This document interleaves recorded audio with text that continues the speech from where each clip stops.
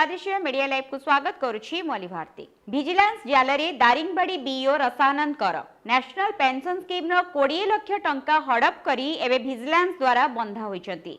तेबे सूचना मुताबक शिक्षकंक पई रहिथिबा नेशनल पेंशन सिस्टम रो 20 लाख टंका को दुईटी पर्याय रे 10 लाख लेखाए गत जनवरी मासरु दारिंगबाड़ी बीओ निज दरमा अकाउंट रे नै सेही टंका को से जोरधा नामक एक ब्रोकिंग शेयर मार्केट रे विनियोग करछंती।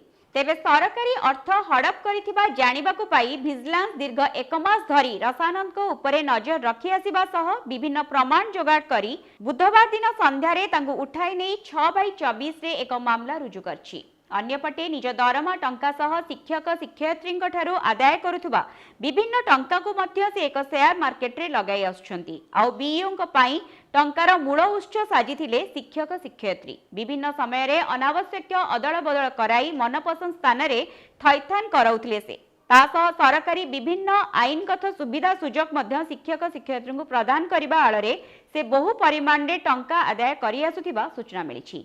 एई 20 लाख टंका सह अन्य किछि अभियोग आसे तो ताहा उपरे मध्य तदंत कराजिबो बोली विजिलेंस सूचना दैछि। ब्यूरो रिपोर्ट नीलाद्रिश्य मीडिया लाइव। एभली खबर पाइबा पई आम चैनल को लाइक शेयर एवं सब्सक्राइब करंतु। नमस्कार।